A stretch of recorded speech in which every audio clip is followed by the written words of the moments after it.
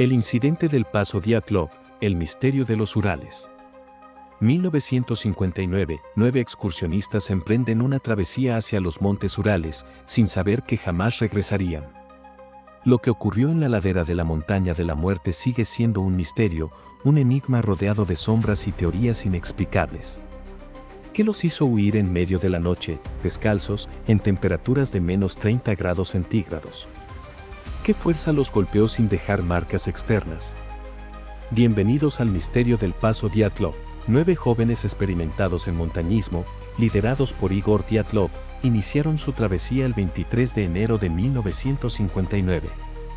Su destino, el Monte Otorten. Su objetivo, alcanzar la certificación de nivel 3 en alpinismo. Eran fuertes, preparados y determinados. Pero nada podría haberlos preparado para lo que les esperaba. Los diarios y fotografías halladas en el lugar cuentan su historia. Los primeros días fueron normales, llenos de optimismo, pero el 1 de febrero decidieron instalar su campamento en una pendiente de la montaña Kolatsiakl, un nombre que en lengua mansi significa montaña de la muerte. Aquella noche, el horror se desató. Cuando el equipo de búsqueda llegó al lugar el 26 de febrero, lo que encontraron desafió toda lógica. La tienda estaba medio enterrada en la nieve, rasgada desde el interior, como si sus ocupantes hubieran huido en pánico. Había huellas descalzas que descendían la montaña, pero desaparecían en la nieve profunda. A unos 500 metros, encontraron los primeros cuerpos, semidesnudos, sin signos de lucha, con las manos lastimadas como si hubieran intentado trepar a los árboles en busca de algo o de alguien.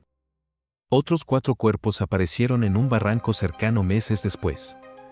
Pero lo más aterrador no eran sus posiciones, sino sus heridas.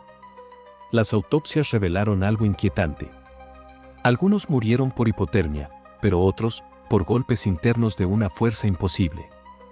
Sus costillas y cráneos estaban fracturados como si hubieran sufrido un impacto brutal, pero no había señales de golpes externos. Un médico comparó las heridas con las de un accidente automovilístico. Y luego estaba ella, Ludmila Dubinina. Su cuerpo fue encontrado sin lengua, sin ojos, como si algo o alguien los hubiera arrancado. Pero eso no fue lo único extraño. Se detectó radiación en la ropa de algunos excursionistas. ¿Qué estaban enfrentando aquella noche en la montaña de la muerte? ¿Qué pudo haberlos llevado a ese destino aterrador? Las teorías han inundado la historia. Avalancha. Algunos creen que una pequeña avalancha pudo haberlos asustado, pero no había rastros de ella. Armas secretas soviéticas, la radiación y las extrañas lesiones han llevado a especulaciones sobre pruebas militares en la zona. Fenómenos infrasónicos. Se dice que vientos en la montaña pudieron causar un sonido de baja frecuencia que inducía alucinaciones y paranoia extrema. Encuentro con lo inexplicable. Muchos creen que algo sobrenatural ocurrió aquella noche. Testimonios de la época hablaron de extrañas luces en el cielo, similares a ovnis. Otros han sugerido la presencia de una criatura desconocida. Pero la verdad, más de 6 décadas después, sigue oculta en la nieve.